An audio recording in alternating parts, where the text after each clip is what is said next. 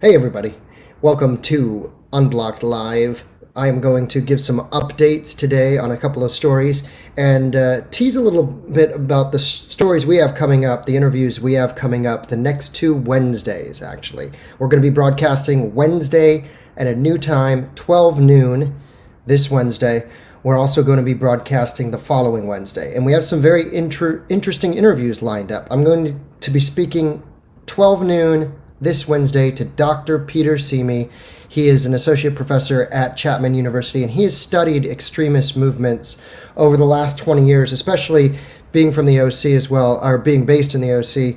He is familiar with and has followed right-wing extremist groups for the last 20 years. The question that I should email and ask him this in preparation. The big question is, how dangerous are white supremacist groups in present day 2021? Because you see white supremacy written about all over the media, but what is the hard evidence that we have that these groups pose any threat? Because the LA Times really hyped up Huntington Beach last Sunday, and I'm not sure that there were definitely four white supremacist / KKK / neo-Nazi. They're all sort of different significations. I, of course, witnessed the neo-Nazi who had the swastika tattoo on his arm. I was right there, and I asked him, what's the story behind the Nazi tattoo? That led to an incident. Now, I didn't know this. Both people were charged in that incident. The neo-Nazi guy was acting like he was just walking. Now, the activist, the Asian fellow, got in his way and kept asking, "Why do you hate me? Why do you hate me?" He had his hands behind his back. This was in Huntington Beach. And of course, what happened, if you saw the tape, the neo-Nazi guy with a swastika tattoo turns around, gives him a left right to the face. So he was charged with assault. He had priors. The Asian guy was charged too. And the reason I talked to the Huntington Beach police to find out why, because a lot of people, did not think he did anything wrong, but it was a lesser charge of provocation or incitement that he kept, which is true. He did get in his space. Now, that said, it was completely 100% avoidable, especially for the assaulter, because he turned around. The guy was at his back, and he turned around and gave him the left.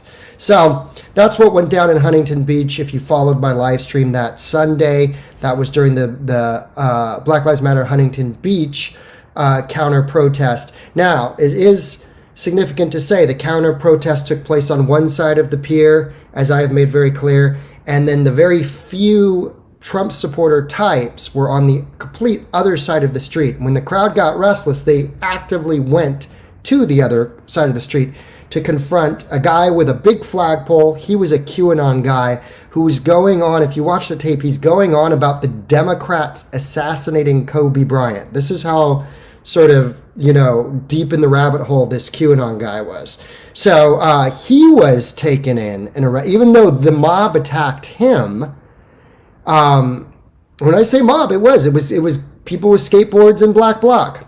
It just was. That's what we saw in Huntington Beach. They are the ones who attacked the guy with a long flagpole. But he got arrested, and Huntington Beach Police Department public information officer told me that he was arrested for having an illegal flagpole. So a flagpole that extends beyond the allowed length of flagpoles, I suppose. If you have any questions, folks, this is a good time to ask them, because today I have no guest. It's just me. I'm also going to talk about the guy that soft doxed me in that crowd. I actually personally confronted him in Hollywood. If you were watching my live stream, I did a fast and loose live stream last Thursday night in which I kind of just dived in and was amongst the crowd. I was going to confront him that night. I decided not to, and I decided not to do it as part of a live stream. And here's why. There's enough of this crap out there right now of people fighting, doxing. I decided it was more important to engage in some sort of dialogue with this person who had published a picture of me, and under it, the quote was this. It was, if you haven't seen it, it was a post of me at Huntington Beach. I had taken my mask off. I was on the pier getting some fresh air. And he said, there's Jeremy Lee Quinn.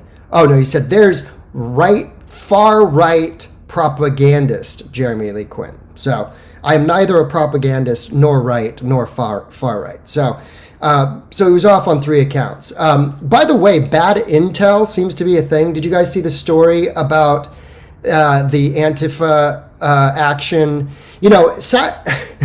Antifa Sacramento is the, you have Berkeley Antifa in Berkeley, and then you have Antifa Sacramento in Sacramento. The thing to know about them is maybe sometimes their intel isn't 100%. In Santa Rosa, one of the expert witnesses in the Chauvin trial used to own a home there. He used to be part of Santa Rosa Police Department. Now this was in the news. I think it was CBS Local in the Bay Area where I'm from broke the story. But what ended up happening is there was vandalism at it said Oink Oink. This was in downtown Santa Rosa in a public part of Santa Rosa. But they also went after this guy's former home, not realizing, I'm guessing, that it was a former home. So that's another story we could talk about, what happens when the intel isn't 100%.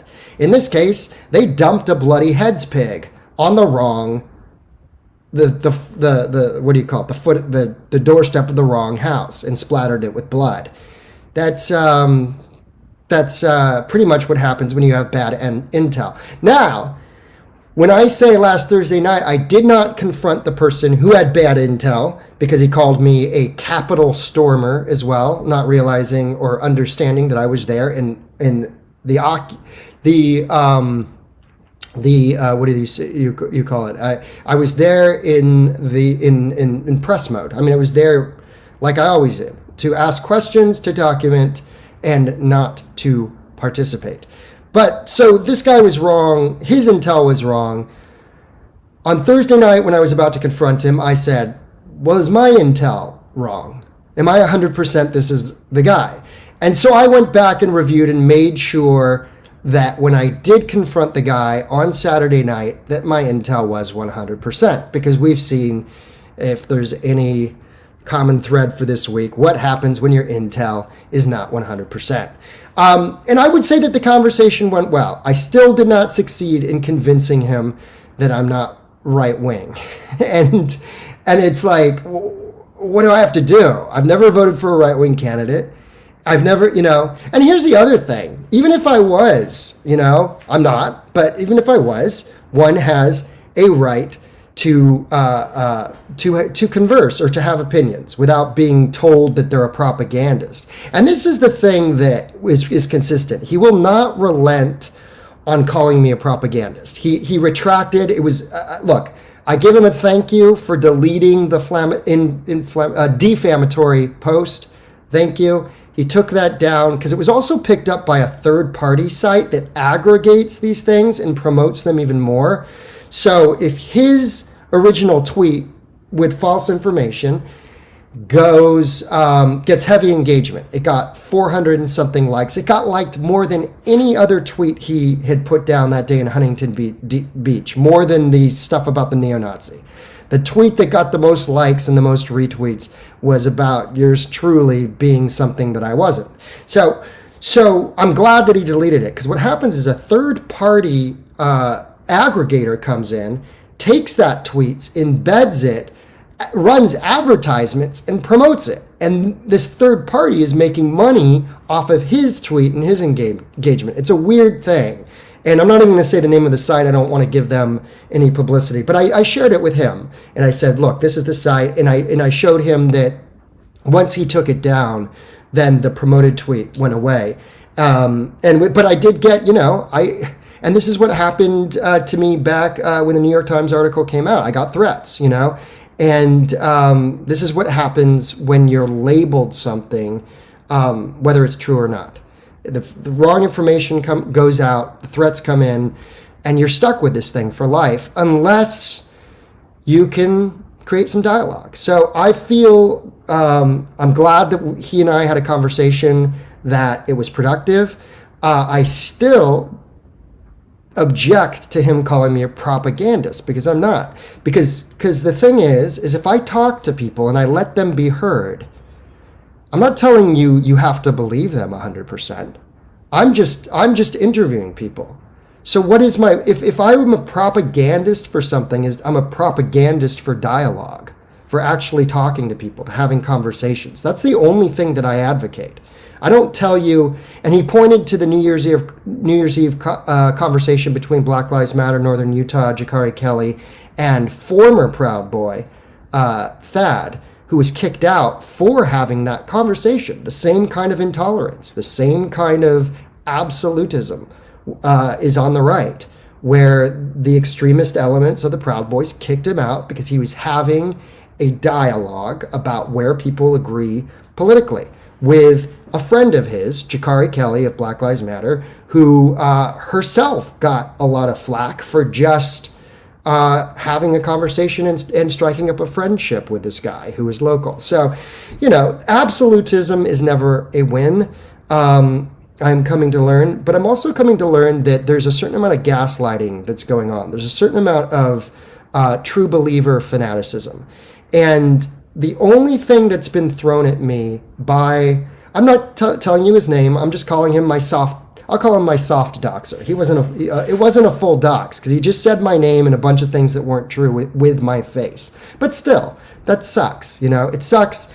I didn't do it to him. I have a picture of him and his face. I didn't expose him as a liar or a propagandist. I mean, if one person's a propagandist here, I'll bet you I can make a stronger argument if he wants to come on this podcast that he's the propagandist and I'm not. That said, again, I'm glad that this guy, when you deal with people face to face, it's a different dynamic. Now, I was a little more defensive than I usually am when I was talking to him, because also he did not believe me when I told him that, and he cited the New York Times article. Yeah, the far right New York Times. But the New York Times article at the end of September that came out, there are differences in interpretation as to what was meant by that article. And part of the problem is the headline was changed. The article had an original headline that asked, "Are insurrectionary anarchists helping or hurting the cause for social justice?" Well, someone in the New York Times digital team decided that wasn't a trendy enough headline. So they changed it to "The Truth About Today's Anarchists." And that pissed everybody off. That someone was coming in and saying, this is the truth. So immediately the New York Times has set their own writer up to fail in some ways by doing this. Now, the points that are made in that article are that some anarchists, and I remember because I think it's even italicized, some anarchists are using techniques, and that would be what we call in the mainstream Antifa-aligned groups. This all comes from anarchist subculture and anarchist tactics, anarcho-tactics, which date back in the United States to the late 80s. I've detailed it in a lot of talks and how ARA, Anti-Racist Action, used anarchist tactics through the 90s, not in what they called the three-way fight. The three-way fight was a fight against neo-Nazis in the punk scene. You had the anarcho-punks going up against the neo-Nazi punks in the club scene all throughout the Midwest and upper Midwest originally, but also stretching to frontier states like Portland and Minneapolis were very, very visible during that time frame, and sister cities in some respect in the field of revolutionary politics. So to say that anarchist subculture and anarchist tactics, which is what I've said repeatedly in my work, are instrumental in the modern day quote-unquote Antifa movement by Antifa-related activist groups,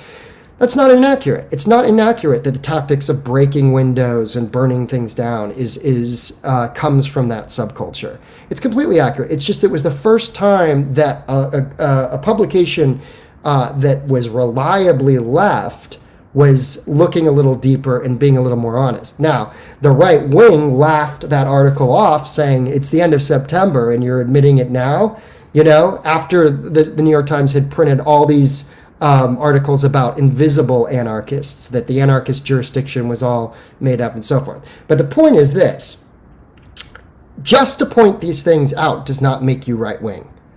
That's a major gaslight attempt to say, well, because this article plays into a conspiracy theory, and that's how you can also discredit somebody, label them a conspiracy theorist. I have researched this stuff for I guess 10 months now. So I'm sorry, guy who is on the street corner who is a lot younger than me too.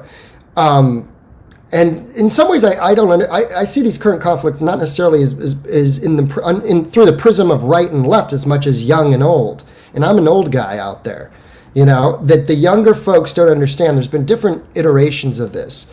Occupy Wall Street, the Iraq War protests, dating back to the 60s, radical politics. When my dad and mom met at Berkeley, they talked about how, we're seeing different iterations that have cast themselves again and again. Anyways, the guy is welcome to come on the show. I still disagree with you for calling me a propagandist, because everything that I do is allowing people to be heard, and it's researching stuff. Just because you heard that it was a conspiracy theory, you heard that talking point and you ingested it, and you love that talking point because what it gets to say is, no, you can't blame Antifa for anything, Antifa-aligned groups for anything. You can't blame them. And the reason you can't blame them is because it's a conspiracy it's a conspiracy theory that takes away agency from people of color seeking liberation. Well, that's something that you're reading into things. That's propaganda. You're being the propagandist. I'm letting people be heard. I'm giving you factual, So for example, the fact that I just mentioned the pig being left on the wrong doorstep, that's a factual story. That's something that happened. That I mentioned that thing that happened does not make me right-wing, even though I'm sure the right wing is having a field day with it. I'm not sure. I haven't been paying attention, actually. I've been trying to take a break from stuff. I even announced my retirement from live streaming at protests. I'm done with it. I had too many close calls this week. When you're in a danger of a picture defaming you going viral, and the person who's doing it is anonymous, and you have no recourse, then it's a very frightening thing. And it took me the better part of a week to get to the bottom of it. And so I'm done as far as documenting the protests, because there were too many times that the crowd turned on me on Saturday night. And the other thing this guy was upset about was that I called it a black bloc protest. And he said, he called it a black bloc protest. This was a protest for justice for Daunte Wright and Adam Toledo, and it was not a black bloc protest. Well, I had 4 different clips. I called it 4 different things. I did say it was justice for Daunte Wright and Adam Toledo. And then I said that it was also I just said Hollywood Now in one stream, because sometimes you're there and you're starting a new stream and you just type something up really quick. Hollywood Now, Hollywood Protest. You scattershot these things out. But I will say there was one moment where the Black Bloc was leading them right past the Cinerama Dome, which is video that I posted. So, look, you can litigate every word. If you want to see somebody for something you've already decided they are, then you can find anything and use that in a tweet to make them look like that thing. It does not make it true, So if I'm bringing information, and I don't care if it hurts the right or the left, that's part of what this podcast is. It's an anti-polarization podcast. I don't take sides. I had a very interesting conversation, the last conversation Saturday night before I left Hollywood. It was between 2 members of the National Lawyers Guild, which they're the ones in the fluorescent hats that are activist legal aid that take notes and so forth. I had seen them in Huntington Beach, and one of them asked me what the handle of my show was, and I said Unblocked Live. I was and then they started like writing it down, and I'm like, oh, what does this mean? Are they going to litigate every single word, just like he litigated every word, to try to paint me as something that I'm not? And one of them said, "You're either with us or against us." To which I said, George W. Bush. That's who I remember saying it during Iraq War too. And that sort of brought chills to me to think that, the same kind of absolutism is being practiced when you tell people you're either with us or against us. And that came about when she asked me the question, what side are you on? And I say, when I'm here, I'm neutral. Now, politically, I'm on the left. So I could have said that and curried favor, saying that I support reparations in the form of down payments towards homeownership, which we're seeing in Evansville, Illinois. A new measure has now been brought up in Vermont to do the same. So politically, everything is on the left. But when I go out into the field, I am as neutral as possible, and I am striving towards some sort of objectivity. And they didn't like that answer. They said, "You're going to be neutral in a war against racism? Really?" And I was being given the judgment was coming at me hard. But no, when I am out there, I am being neutral. Now, when I saw the neo-Nazi guy with a swastika tattoo, that's the most I got pushed out of being neutral, because you can hear me on the tape aggressively asking, what's the story behind the Nazi tattoo? I ask it 7 times on the tape. Now, I am still being neutral. I'm still just asking a question, but I'm pursuing it with a vigor and a fervor that I think you could make the case that I was a little activated in that moment.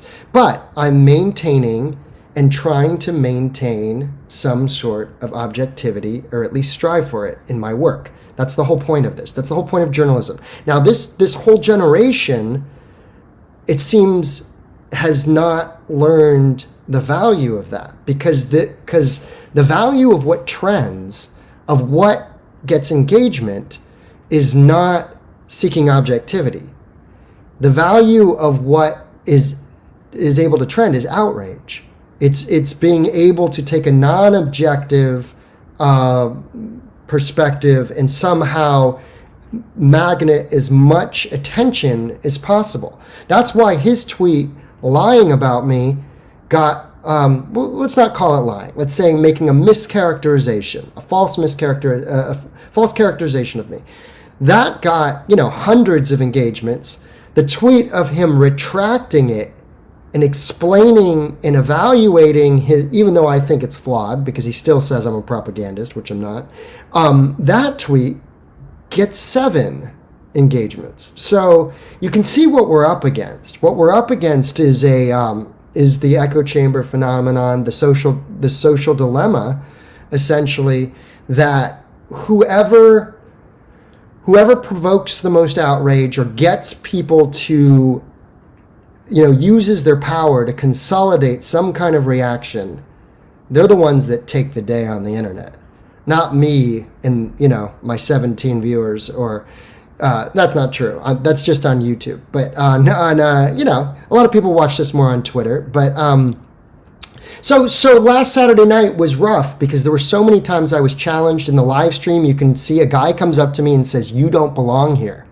I think you don't belong here." And I said, "Excuse me?" And he said, and then I called him back because I said, "No, look, I'll talk to you one-on-one. I belong here. I support the memorial." The memorial had gotten trashed on Thursday night by a couple of young, presumably right-wing kids that were anti-Antifa and anti-Black Lives Matter. They trashed the memorial. Now, I am steadfastly against that, and I support the memorial to Dante Wright and to Adam Toledo. So I said to him, "No, I'm here in support of this memorial. I'm here. Tell me what the deal is." And he said, "Well, you were talking to your live stream without a mask, that's a red flag, he said at the Saturday night. And so I was like, oh, come on. I mean, can we breathe yet? You know, it's that kind of mask policing. I thought that was weird to me. And then he said, and you mentioned past actions. And that's true. Because when he overheard me, I was saying that I had not been in the LA scene much. And it's a kind of don't do it where you eat kind of thing. LA is actually where I live. And so I was saying I haven't been here a lot. I didn't even realize that they tore down a George Washington statue in August near City Hall in Los Angeles. I didn't even realize that happened.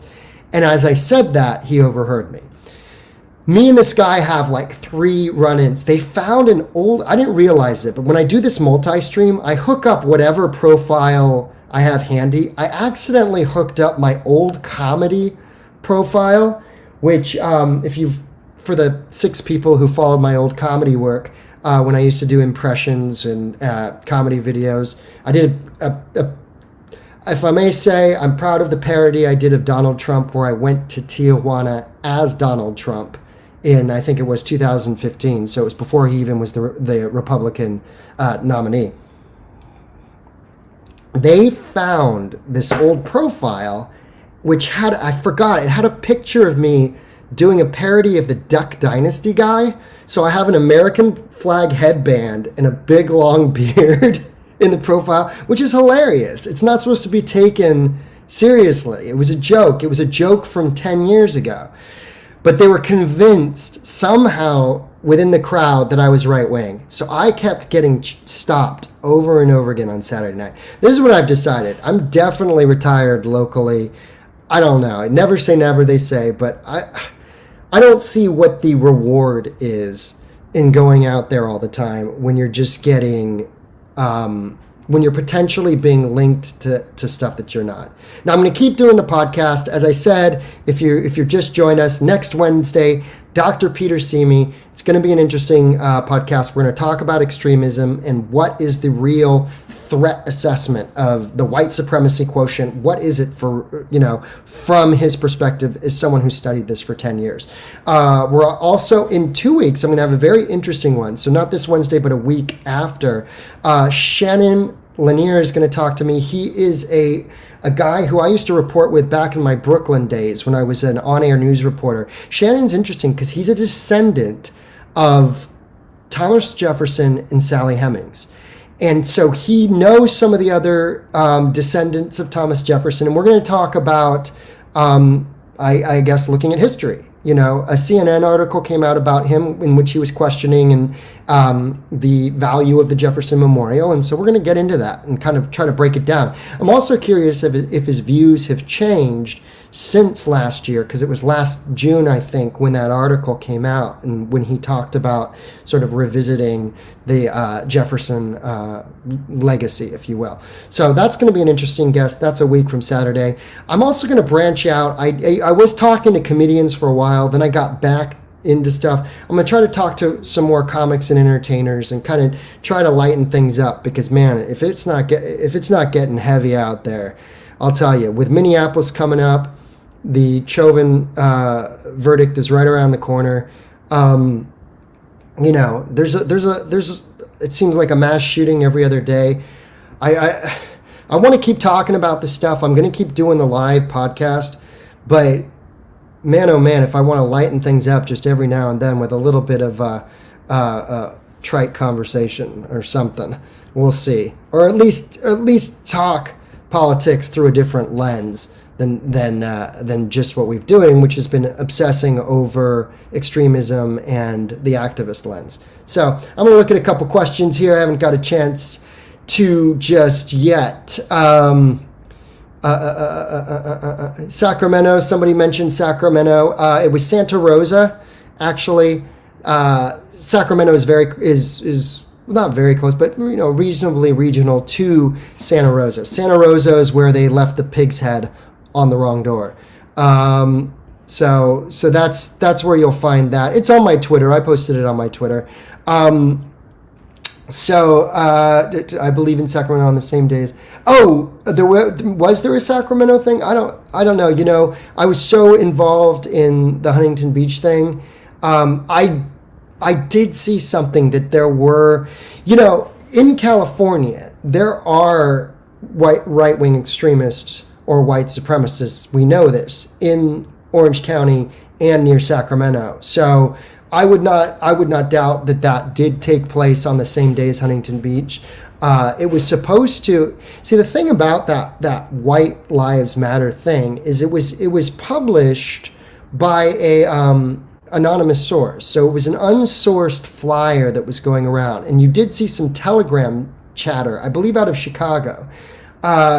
So the call was unsourced for that supposed nationwide rally. So there was a lot of thought this isn't going to happen, because who the hell is going to show up and do something like that in the year 2021? Well, we found out who, you know, 4+ people in Huntington Beach and maybe more in Sacramento. So I haven't looked at that. I would like to check it out. But again, this is what we're going to talk about on Wednesday at noon, a special noontime podcast with Dr. Simi. What is the actual threat assessment of white supremacists? You know, I suppose to some extent, you know, the big rallying call is to erase white supremacy, but you're always going to get some yahoo who's going down the wrong path. So the question becomes, what's the best way to confront it? What's the most productive way to reduce numbers of these types of extremists? I have my own theory that looking at extremism holistically and reducing extremism cuts out the cycle of violence and allows for a more moderation in society. We're becoming a very absolutist and extremist culture, and that worries me with everything that's going on. So I'm going to keep speaking my mind. If I'm a propagandist, then maybe I'm a propagandist for that, for being against extremism. I will admit to that. So, but I don't, as far as the news, processing news events, I do resent that.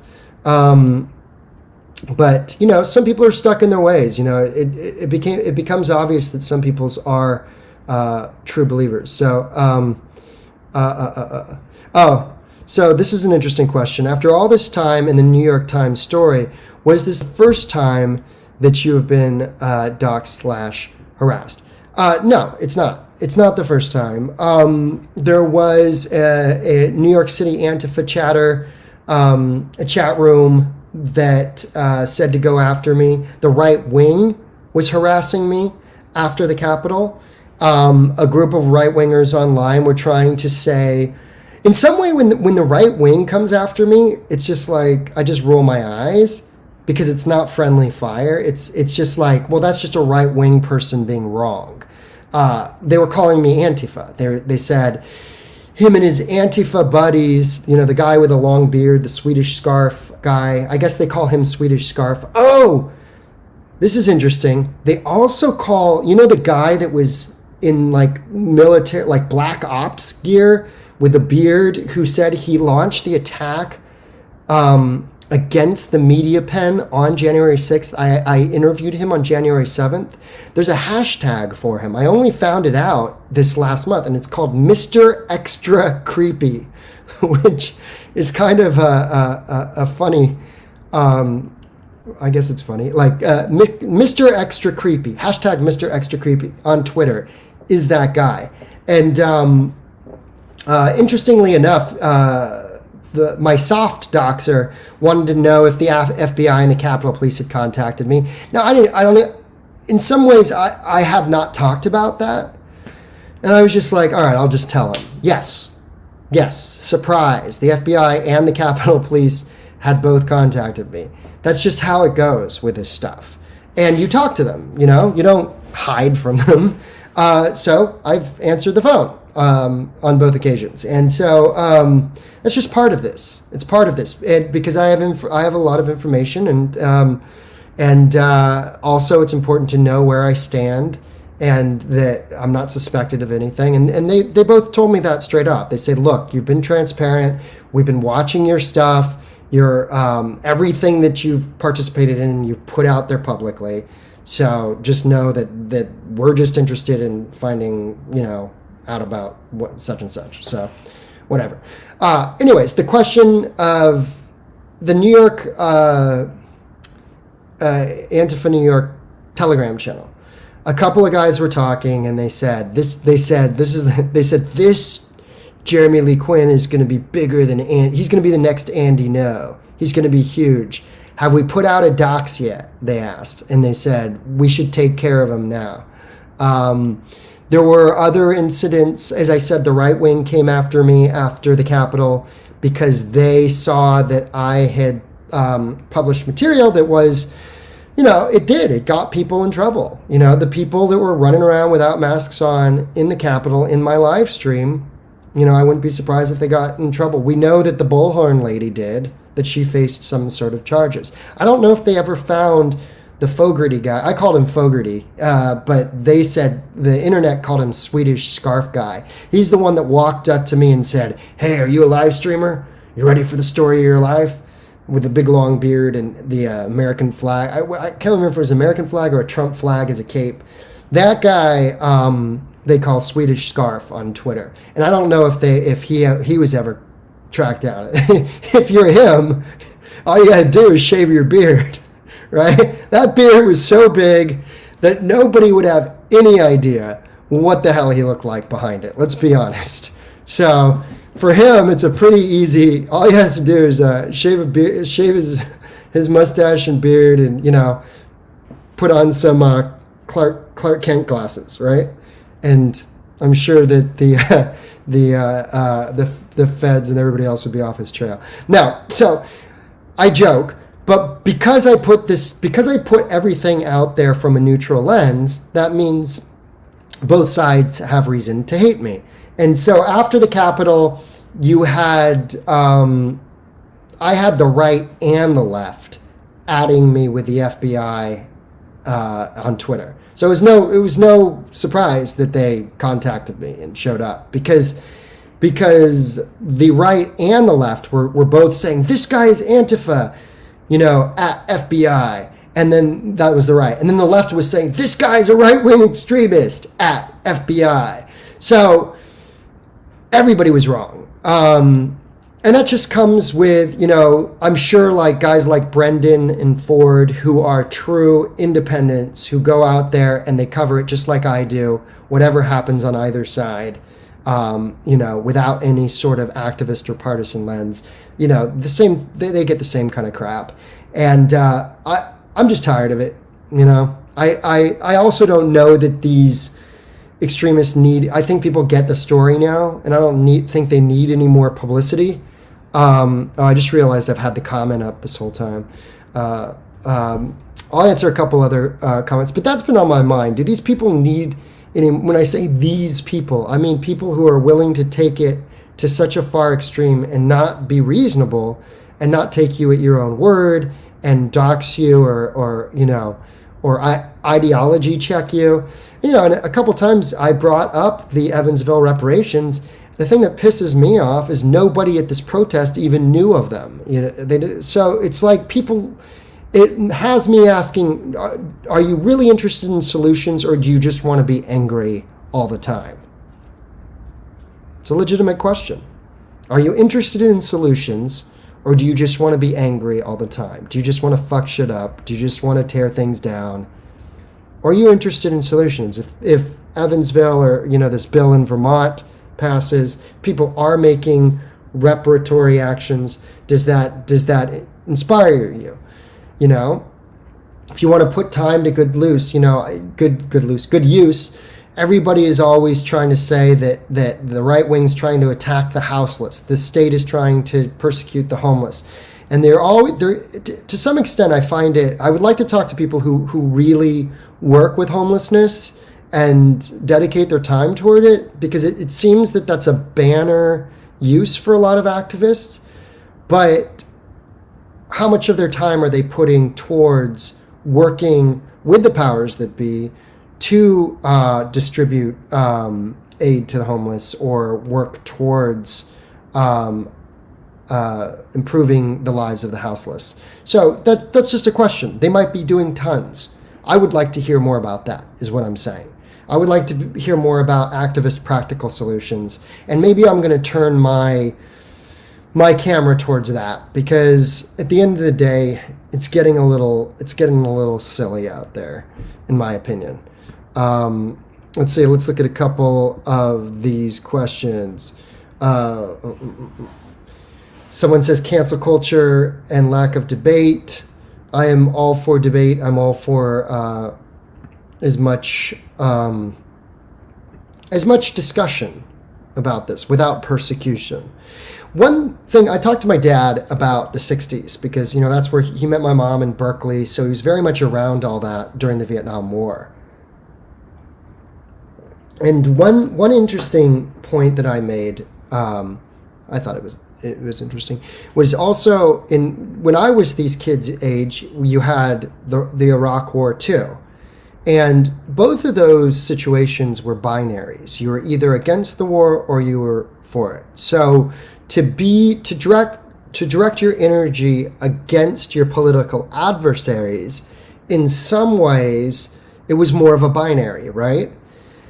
But in this current conflict, when the question is systemic white supremacy or racism, that's what the Lawyers Guild representative said to me. Oh, you're going to be neutral in the battle against racism? Well, how are we defining that? That's not a binary. That's open to interpretation. So if you're looking for racism in every little thing, or to label somebody right-wing, just like my soft doxer was just always looking for something to be able to get away with dismissing me and taking away my voice, essentially. My dad said, yeah, it's a kind of moral tyranny, that you're not going to let people be heard. So I've taken an opposite stance of that. I'm against moral tyranny. And that's what this podcast is, and my research over the last year has been about. Am I still for equal opportunity and social justice? I am. I just don't see it the same way that this is what I said to my soft doxer, my soft doxer, that sounds so funny. Is that we probably agree on a lot of the same things. We just don't see the same path. And a lot of that, again, has to do with generational. And as my dad said, even his generation went through this in the 60s. And so a question that I've been asking is this just another iteration that we're seeing? And what can we do to arrive at practical solutions? That's been my bent, in other words. So I read most of his Twitter thread. Someone says one of the okay, yeah. Someone says that they read the Twitter thread and that the guy is you're not going to be able to reason with him, and that's what my dad said. He said, there's no winning sometimes with some people. No, I will. I'll talk to the guy. He's welcome to come on the show. He doesn't even have to reveal his name. And let's continue the conversation, because I'll stand by my work. I have been incredibly thorough. He strikes me as someone who's interested in journalism, but is looking at it through an activist lens. And that's different than what I'm doing, which is I can have activist goals, but I can separate that from the work that I do. And, I talk about what those goals are on this podcast, but I can separate that when I go out into the field and I see bad behavior on both sides of the extreme political spectrum. So,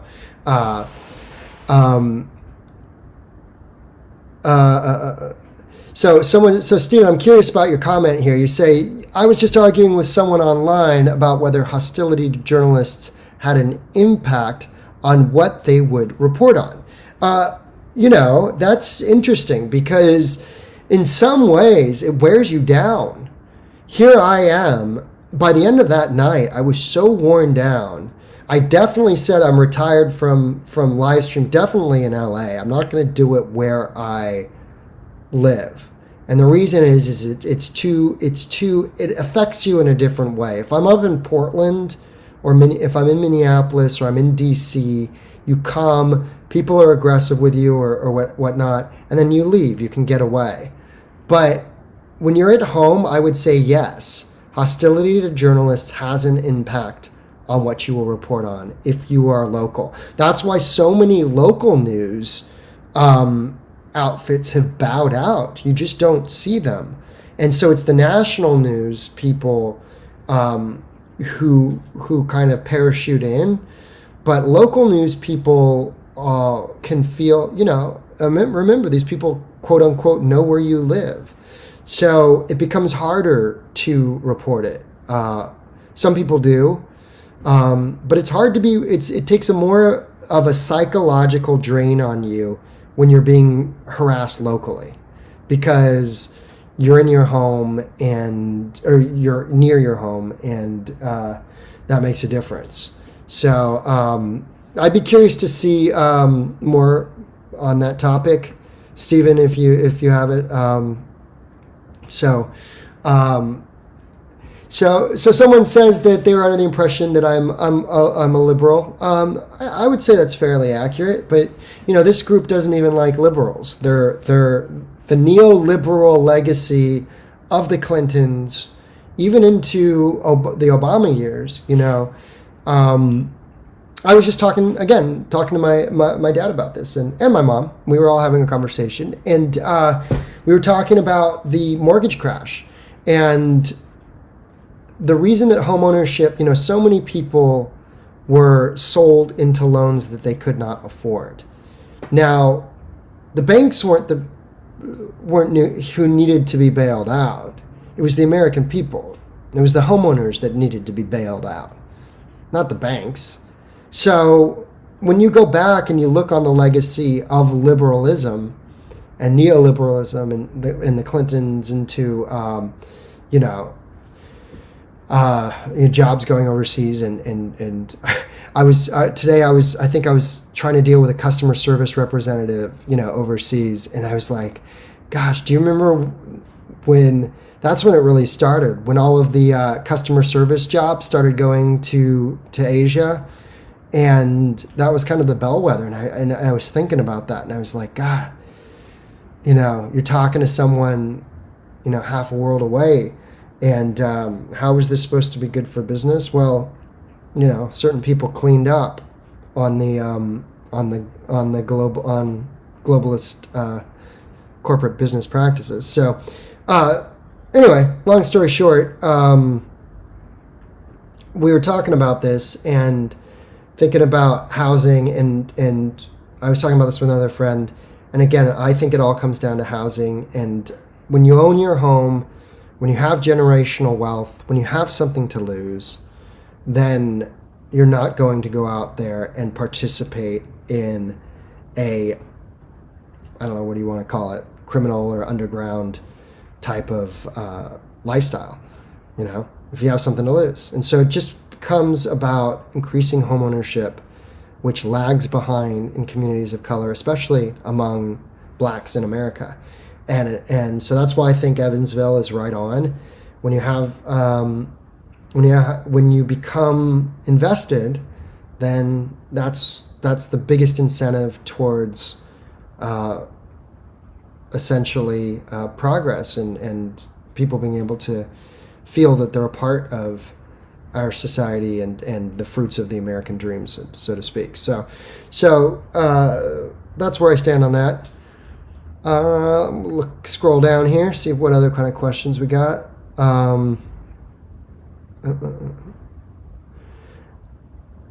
Any other questions? I'm looking for question marks when I scroll down these things. I don't want to just be in silence reading. So if I see question marks, I'll answer it. Otherwise, have you done any? Here's one. Have you done any research on prison gangs, politics here in California? The Nazi didn't seem to be provoking anything. So here, I'll post this comment. This is interesting. Have you done any research on prison gangs, prison politics here in Cali? The Nazi didn't seem to be provoking anything. Born and raised in Huntington Beach, still live here now, and was excited to see you in Huntington Beach. Oh, well, thank you very much. Well, that's what's interesting, is that this guy was literally just standing on he had 3 people with him, so there were 4 of them, and he was just standing on a corner, and he had his swastika tattoo in full display. So, was it a part of like a prison gang thing? That's a very good question, and that's come up with all this like Aryan Brotherhood. Is that some of this stuff are prison gangs? So I've heard a right wing talking point, which is that the activist left never goes after actual neo-Nazis and prison gangs because they get their well, who knows? So this guy in Huntington Beach, the activists did go after him. There were 4 of them, and they said, "Hey, and I was saying, what's the deal with a Nazi tattoo?" I guess what I was about to say was there is the thought that they go after soft groups that are patriot groups that aren't white supremacists, but call them that. But meanwhile, the actual white supremacists are like finding a unicorn. They're hard to sort of come by, and they're few and far between. In other words, so this was a unique event. It was the first time. It was the second time I saw a Nazi tattoo in the last year of research. The first one was at the Trump rally in Tulsa. A guy had 88, which stands for HH, on the back of his calf. But again, when I left that Tulsa rally, I said, okay, for 2 days, I searched far and wide. I only found one Nazi sign, this one guy. Can I characterize a whole Trump rally based on one guy's 88 tattoo on his calf? That's what I came away at. That's why Tulsa changed me. And I also, when I tailed the Proud Boys, they ended up smoking weed and chilling to Bob Marley with this Rasta guy, and it just sort of, I was like, well, then they're neo-Nazis, really? They're white supremacists. Why are they listening to Bob Marley and smoking weed? And then you realize that they were a different, a whole different thing on itself, which actually sprung out of the anarcho-punk scene in the late 80s. These are continuations of subcultural phenomena. That's actually true. Gavin McInnes, who started the Proud Boys, was an anarcho-punk singer. There's pictures of him as a teenager, I assume scream singing, with like crossed out swastika anti-Nazi paraphernalia. And so from what I can tell, and I think it's interesting that they use the Fred Perry polo, which was big amongst Anti-Racist Action, ARA, in the 90s. That Perry polo has more of they are anarcho-capitalist colors. Gold and black are for anarchism and capitalism. But that's a whole other can of worms to get into. But you know what? If you're young and you're on Twitter, just call them all white supremacists. That's basically what it comes down to. It's just, I think we're just dealing with the laziness of youth, quite frankly. That's all it is. Wanting to make every single thing simple. Someone's asking about Maxine Waters, and I have not been up on it. I saw that I didn't click on that headline, but I will. I'll look at that, and I'm sure we're going to do an episode on the Chauvin trial. We've been talking a lot about what my prediction is. My prediction is that he has to be, in my mind, and will be4und what Mohammed Noor was found guilty of, which was 15 years, guilty of third degree murder, and third degree murder and manslaughter. That would be I think, and that, again, Mohamed Noor was given 15 years. If you guys don't know who Mohamed Noor was, it was a story from several years ago. There's a woman named Justine. I can't pronounce her last name, but she was from Australia, and she had called Minneapolis police, and they were in an alley, and she came around the cop car and knocked, and then Mohamed Noor, I guess, got spooked, and he shot and killed her. And that was a case with a black police officer and a white woman. He was given 15 years, guilty of third-degree murder and second-degree manslaughter, not guilty of second-degree murder. Mohamed Noor, that is, we're talking about. And the reason is with that second-degree murder charge, you have to prove there was an intent to kill. So my prediction has always been from the beginning that it will be the same, that Chauvin will not be found guilty of second-degree murder, but will be found guilty of third-degree murder and second-degree manslaughter. Minimum 15 years. It could be, maybe they give him 25. That would mean he's in his 70s when he gets out. I think that's probably the range. Now, I haven't followed the trial step by step, but just based on that precedent, I would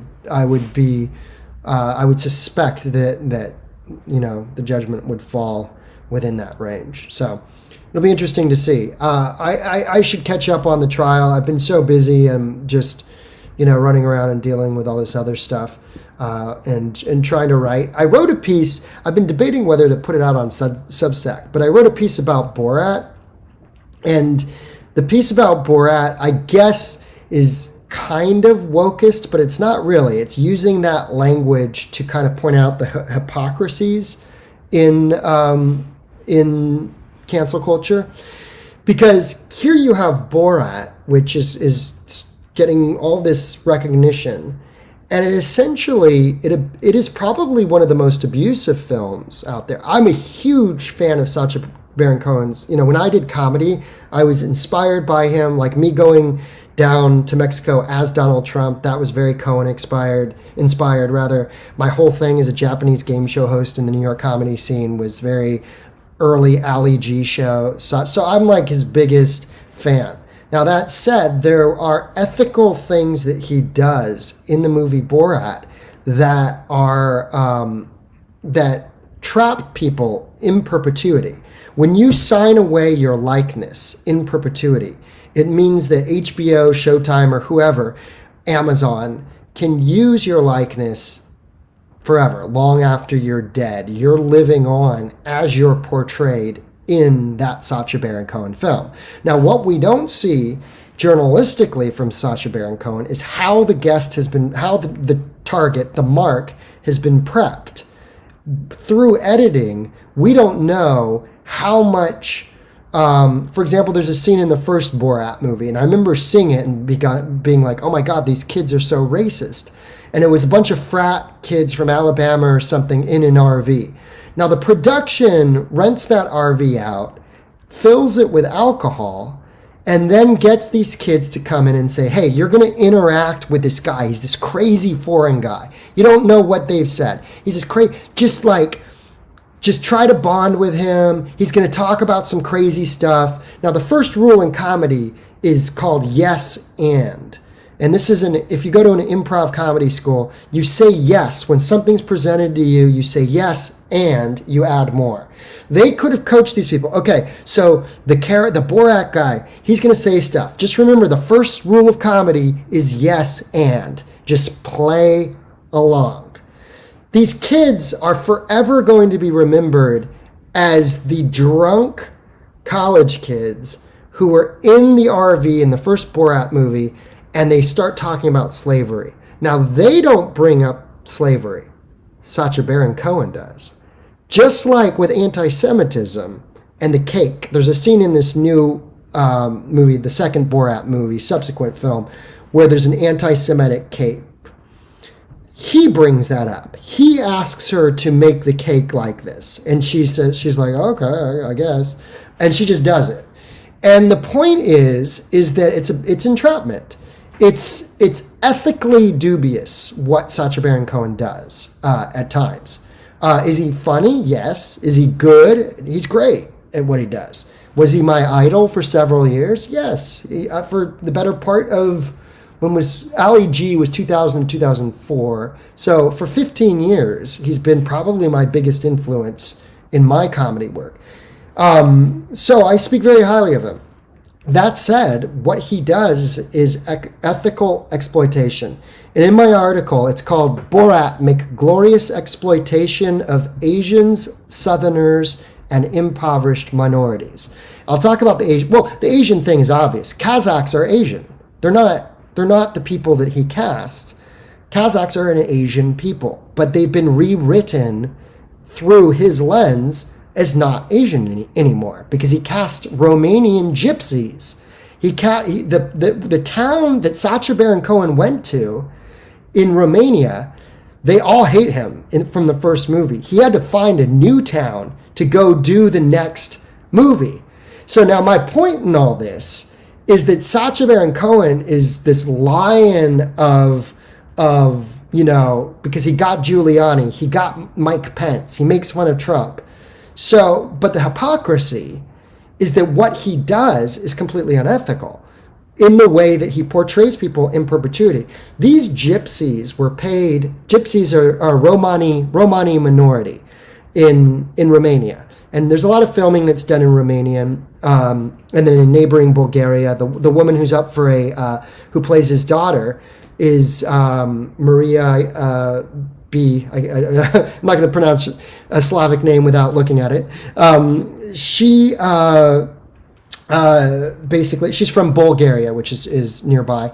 But gypsy culture, he makes gypsy jokes throughout both movies. In the meantime, he employed gypsy, ethnic Romani, to play the villagers of fictional Kazakhstan, which should be Asians, by the way. If he were, why didn't he just make up a movie? And I have a friend who's a Kazakh actress, by the way, here in Los Angeles, and don't get her started on Borat because it's if you think people of Indian descent were frustrated by Apu and The Simpsons, you can't imagine how frustrated people from actual Kazakhstan are that their entire culture is being represented by a fictional character worldwide. The first thing any Kazakh, and I've been to Kazakhstan back when I was I was studying in China, studying Chinese, and I went and traveled through Kazakhstan, and I met Kazakhs, and they're Asian. I have some great stories of when I went to Kazakhstan. I'm going to tell one. What the heck? I'm going to tell. Okay, so this is actually my favorite story about Kazakhstan. I was in a bus that was going from Almaty to Kyrgyzstan, which is next door, and it took days because the bus would just stop, and they would wait for people who wanted to send contraband and smuggle stuff, and then the bus would keep going. So nothing was on time.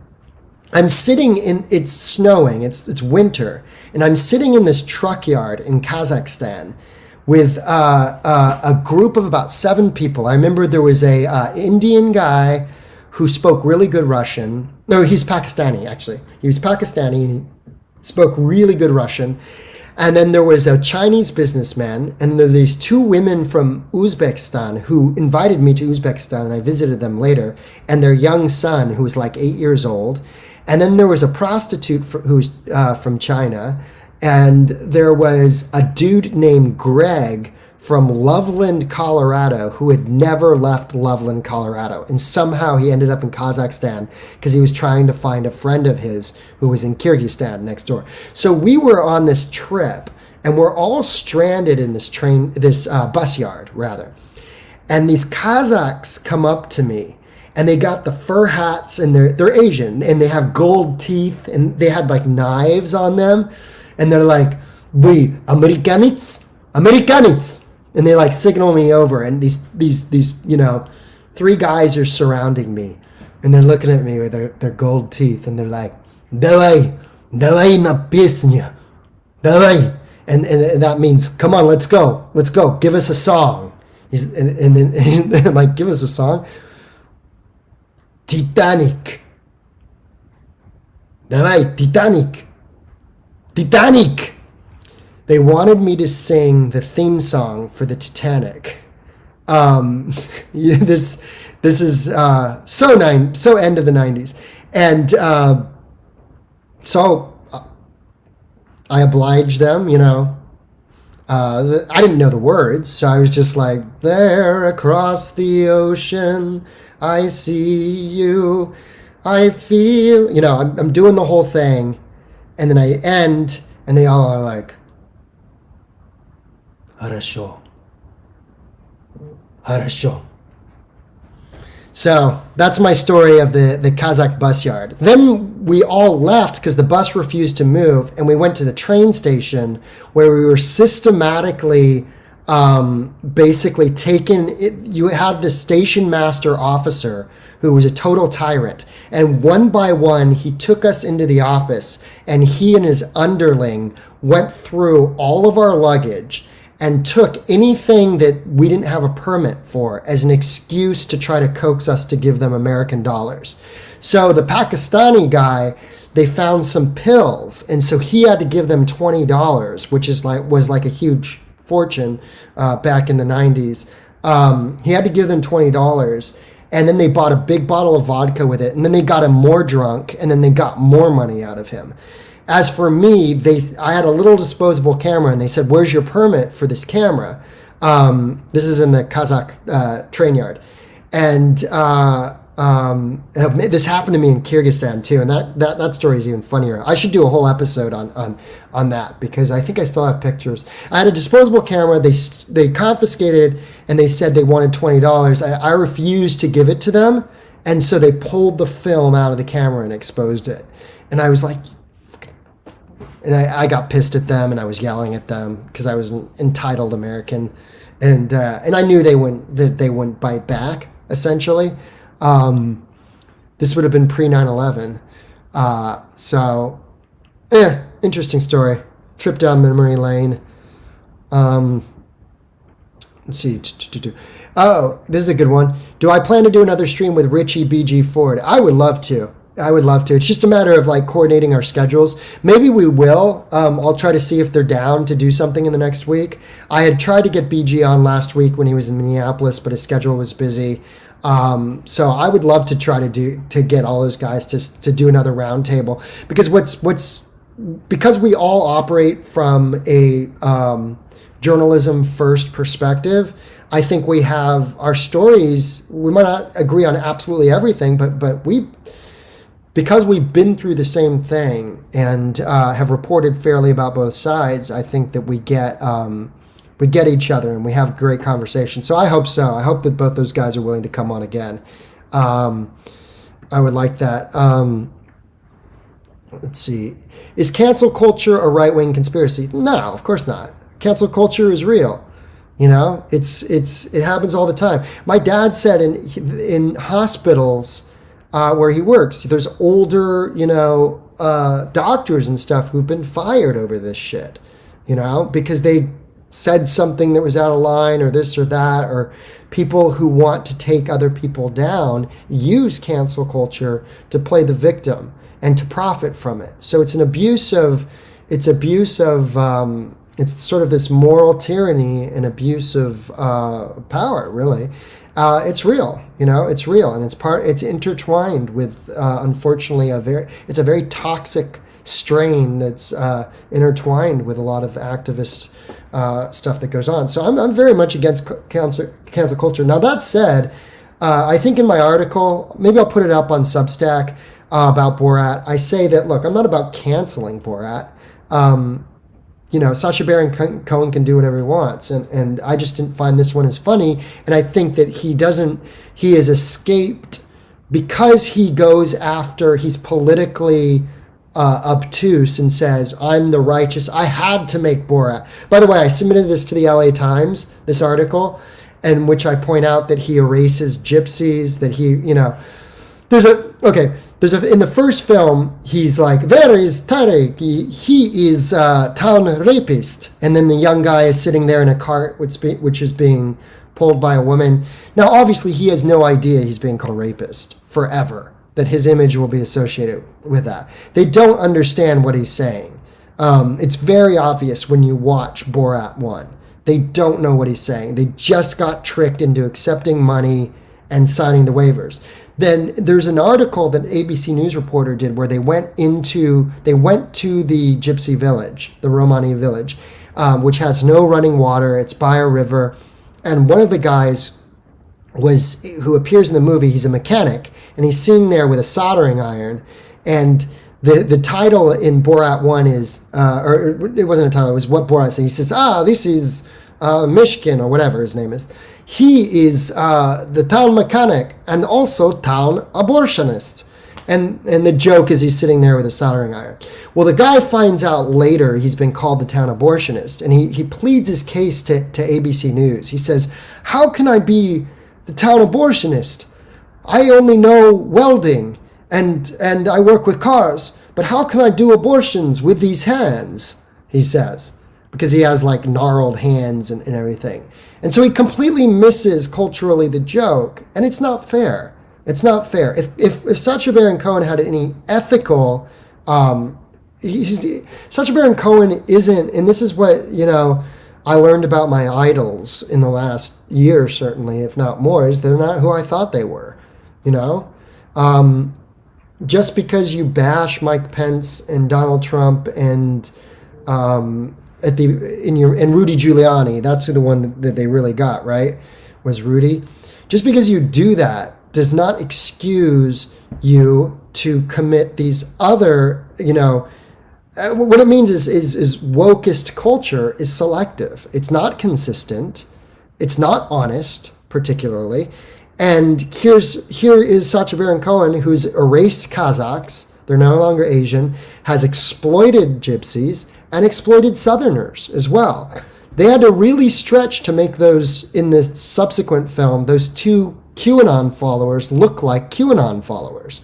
They were just kind of agreeing with it, but it was obvious they weren't full-on QAnon fanatics. It's just you could see Cohen pushing and driving the scene in that direction. So he's a manipulator, And when I've done comedy scenes, I've in real life, IRL comedy scenes, I've picked my targets, but I've also been ethical about it.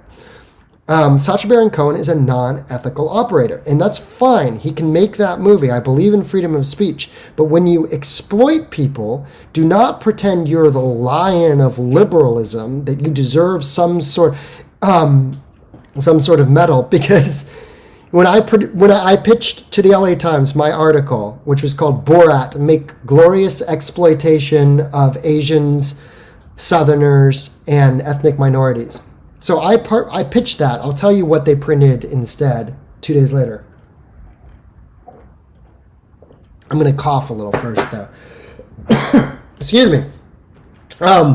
So instead, they printed a article that said we had to make Borat to save, to save American politics or something like that. I can't remember what it said, but the article was written by Sacha Baron Cohen. So that's what I'm up against. Sorry, I'm going to go cough again. I'll be right back. I just got a little scratchy there. So anyway, that was my attempt at writing a wokeist article, which wasn't actually wokeist at all. It was basically, what I brought up too was I brought up in The Office, there was an Asian actress who basically said that the Asian performers in the Benihana Christmas episode of The Office were basically props. And I looked back and I watched that episode. I had tweeted about it. And it's interesting when you tweet something against your what your followers expect you to tweet, because I'm very much against, I'm very much free speech, and I'm against cancel culture. But then there's stuff that I feel, especially being an actor myself. I saw this piece in which the woman, who I think has maybe one or two lines, it's a very small part. She's one of the Benihana waitresses that Stephen Carell, they take him and what's his name? Ed Helms from The Hangover. The two of them take two Benihana waitresses back to the Christmas party. And the joke is is Steve Carell can't tell them apart. And so he doesn't know which of the Asian girls is the one that likes him, essentially, that's been flirting with him. And so at one point he marks them with a Sharpie, and functionally, I guess that works. The article was this actress coming back and saying she felt like a prop. Well, then you don't do the part. Honestly, she had the script beforehand. Do I think it's a good? No, I don't. But I've said no to parts like that I didn't think were, you got to say no. I said no to going onto Fox News with my research. I've said no to a lot of things. And it's tough because you want that opportunity. And they come so few and far between if you're an actor in Hollywood. Can you critique it years later? Sure, I guess it's fair game. The problem for me was always a representation one. That's the only Asian person you have on The Office, is the one being used as a prop that you can't tell apart from the other one, So the issue for me needs to be looked at. You can make those jokes, that's fine. But if you have a representation problem, which is that's the only representation you have of Asians on your entire, 8 or 9 seasons of The Office, well, that's an NBC problem, I would argue. And that there has been a reckoning in representation in Hollywood. Now, can that go too far? Maybe. It's all worth discussing. I'm against cancellation. I would never say, don't show that episode of The Office. It's harmful. It didn't harm me. I watched it. I have my critique of it. I think it's kind of a hackneyed joke, and it's more of a representation problem. But you can make that joke. A big sort of a great example of this is Tropic Thunder, right? Tropic Thunder is Robert Downey Jr.'s performance is hilarious in Tropic Thunder. I mean, it's brilliant, and he'll never really be canceled for it because of what it was doing, of what it was saying, and then the fact that you have another black actor that's also critiquing him, it works on different levels. And so it's commentary on representation itself while also having another black actor represented. So that's when something like that works, is if you're going to do that Asian joke and you have other Asians on your show, or at least in another season of your show, then it doesn't become that much of a problem, if that makes sense. But that's just my personal opinion. Some people probably think cancel it, or which I'm against, as I said. So I bring up that in the Borat article as well on Substack. So actually I did put it up on Substack just recently. So if you want to go to my Substack, I rarely plug it, but it's Substack. What is it? Unblocked Live. I don't even know what my Substack is. Let me check. 1 second. Substack. It's substack.com/unblockedlive, I think. I'm also, the link's also on Medium, which is www.unblockedlive.com. If you haven't subscribed, please do. youtube.com/unblockedlive, facebook.com/unblockedlive, twitter.com/unblockedlive. We finally made Unblocked Live uniform. That's it. I even think, so we have a link tree too called Unblocked, me. So if you want to check that out. Let's see. What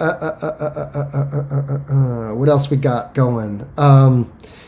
Thank you. I'm catching up. A little misty now. My heart will go on. Gets me every time. Even me singing it in my encounter with the Kazakhs bandits. I don't know if they were bandits. They were guys hanging out in the with knives. They had big, ornament knives. It was interesting. So it was funny. All right, you guys. I think it's been a good one. It's been a good talk. I appreciate you all. thank you for checking in for the regulars that come on. I'm going to keep at it with the podcasting. I definitely am not going to be going out locally. That was just too hairy the other night, and all it takes is just one person, to really go hard at you, and who knows what effect it can have. If that post if I didn't confront that guy and have that conversation, maybe that post stays up, maybe it goes viral on another third-party site, maybe it prevents me from getting a job 2 years from now. I mean, it sounds like it may be an over-assessment, but it's not. People are being portrayed as stuff that they're not. And we need to get away from that as a society, personally. It comes down to representation. All these grievances is people want to be represented. Well, you can't sacrifice representing others in the name of a moral cause. You have to let everybody be represented. That's my opinion. And really what it comes down to is we shouldn't cancel things. You should put them in context, have discussions of them, and allow people to be represented, especially if they were misrepresented in the past. That's my final takeaway for today. Thank you for joining me on Unblocked Live. Wednesday, 12 noon. It's an early time. Dr. Peter Simi. A week later, we will have Shannon Lanier. He's a descendant of Thomas Jefferson and Sally Hemings. So that is going to be an interesting conversation. Thank you all. Please subscribe. Tell your friends. Let's keep doing this. Let's keep talking. Let's keep dialogue on Unblocked Live, the anti-polarization podcast. Thanks for joining me, y'all. And I'll see you on Wednesday at 12 noon.